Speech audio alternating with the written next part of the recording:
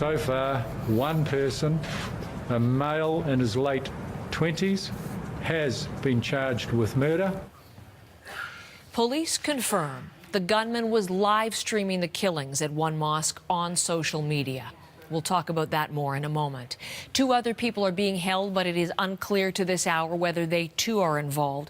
Police say none of the people in custody are in any kind of extremist watch list. We had no agency had any information about these people. And I can also tell you that I've been in contact with my Australian colleagues.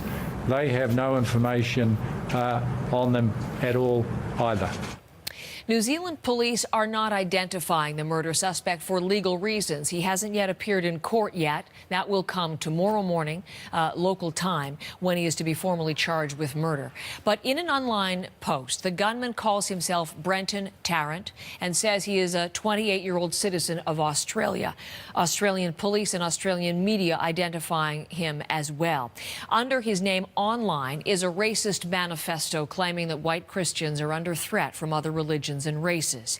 He also cites mass shooters like Norwegian terrorist Anders Breivik and Canadian Alexandre Bissonnette, the Quebec City mosque attacker, now serving 40 years in jail for his actions 2 years ago. As we have been reporting, one of the most disturbing aspects to this attack is the fact that video exists of it, that the gunman stormed in wearing a helmet with a camera on it, and it was live streamed on social media. Much of the video unspeakably horrifying, images that instill terror, fear and outrage, but also offer insight that we at CBC News feel is important context to our coverage this morning. The video also shows the gunman in his vehicle before the attack. So what you're about to see is a screenshot from part of the recording.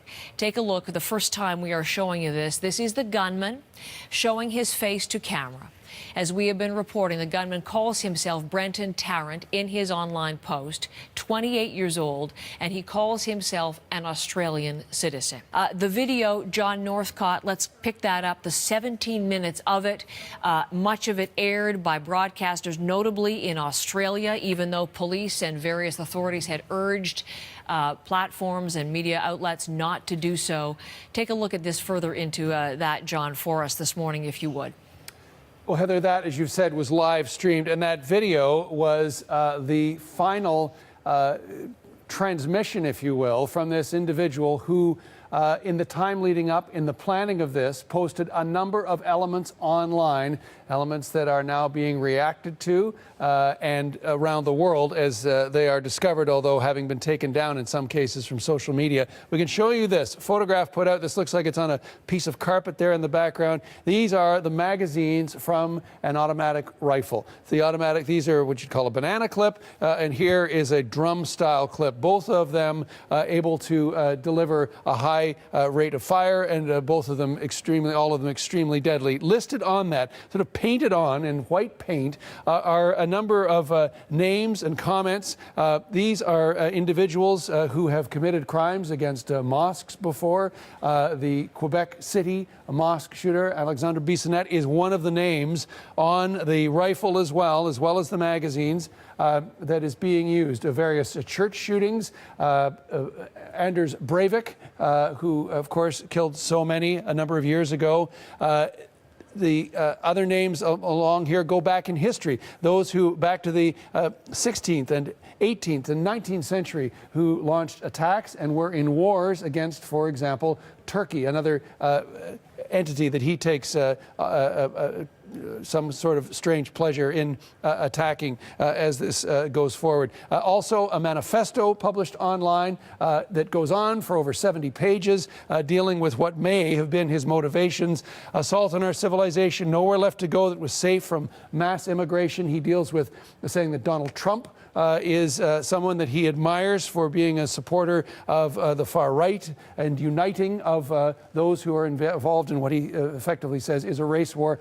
Much of it very typical of what you might find on a fascist or a neo-fascist or right-wing website. Hard to separate what are the ravings of a madman and what are the message track of those who espouse these beliefs. But again, that out there around the world making the rounds. Heather? John, it's interesting, he, in his manifesto, actually spoke directly about Donald Trump and indicated that he doesn't like a lot of his policies, but is certainly a fan of the populism and some of the anti-immigrant support that put him into office. He likes that, the same kind of thinking that led to, in his view, the Brexit vote outcome. But we should probably point out that Donald Trump's response so far has not to acknowledge any sort of mention of him in the manifesto, but very much to express his sympathy with the people of New Zealand. Motivations behind the attack, of course, this is one of the things that we will be thinking about and investigators will be looking at, because, as we've said, this was not someone on any terror watch list. They did not understand or know about his sentiments. But what is the latest thinking in a little bit more detail? Well, a number of things, not the least of which is one of the individuals who he also mentions, again, with what degree of seriousness, we don't know. But this is an individual who is from the right in the United States. She's African-American, but he tweeted, rather, she has just tweeted out, he commented on her in the manifesto, saying that she was an inspiration to him. She has responded sarcastically: few events I've not been blamed for: Brazilian mining dam collapse, Chinese air smog, Tenerife air crash 1973. She's not taking this at all seriously. Still, there's no sense of any concern or any sympathy for those who were killed in this attack. There are those who observe the growth of terror around the world and say that this attack is only going to add fuel to both sides of that debate. Have a listen.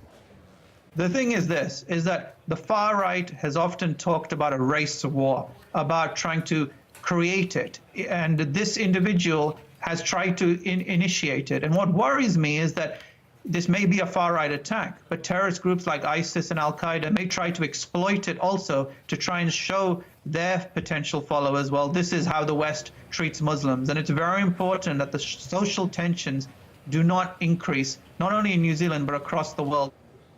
To that end, it's worth noting that Facebook, quick to take down his post, issuing a statement here that in addition to moving quickly when police notify them of that live streaming video, saying, we've also removed any praise or support for the crime and for the shooter or shooters as soon as we're aware. That coming from Facebook. YouTube, our hearts are broken over today's terrible tragedy in New Zealand. Please know we are working vigilantly to remove any violent footage. So that's the reaction from the sites that were initially carrying the material that he was putting out there on all those platforms.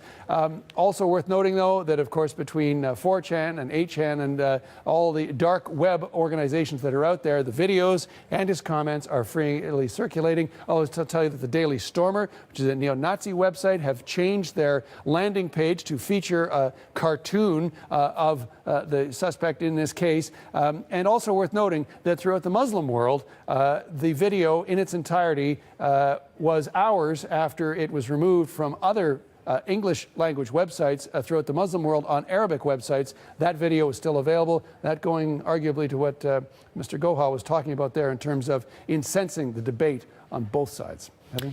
17 minutes of carnage captured and broadcast. John, thank you. And